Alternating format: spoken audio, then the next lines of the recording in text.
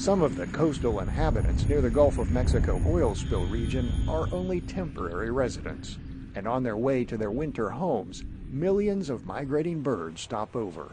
People are taking some extraordinary measures in hopes that the birds will take advantage of other untainted wetlands in place of their normal spots. The massive oil spill is drawing together a wide group of scientists, government biologists, environmentalists, hunters, and private landowners. There's a lot of birds that migrate through Louisiana, and a lot of them require wet habitat, and there's not a lot of wet habitat left. We have a lot of wet agriculture that greatly benefits them, rice farming, crawfish farming, but by tweaking that operation just a little bit to add water and plant manipulations before or after typical operations, it greatly benefits those birds. John Pete helped write a habitat program intended to help the fall and winter arrivals.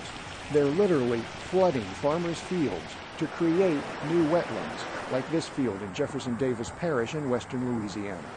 The Migratory Bird Habitat Initiative aims to create conditions to mimic natural habitat for many different birds. You have an extremely large amount of birds, different suites of species, from birds that use saturated soil to birds that use deep water, all coming from northern breeding grounds down through the continental U.S.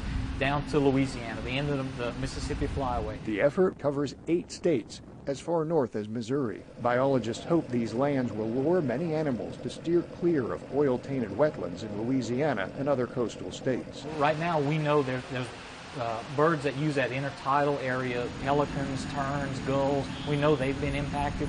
We don't know how much sandpipers or waterfowl that haven't even migrated down, we don't know how they're going to be impacted. But providing this habitat is a good thing to do, and it gives them alternative spots. A look at the fields shows they attract many different types of birds, from ibises and herons to sandpipers, ducks, and other waterfowl popular with hunters, some of whom are also farmers helping in the effort. We're trying to stop the birds. They came out with this program, and they said this was going to help stop the birds and the ducks and all the migratory waterfowl heading down south. Dwayne Compton is a rice farmer and says he keeps a lot of his land fallow for up to 3 years. While those fields are idle, it's an opportunity to help the birds. I like the fact that when you drive around, all those birds are there, and I'm telling you, before I cranked the pumps up, they weren't there at all.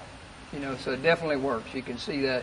If you'd have been here a week ago, you would see the difference. It's still far too early to know how the spill will impact migrating birds, but so many farmers have signed up for this initiative that there is a long waiting list to be included.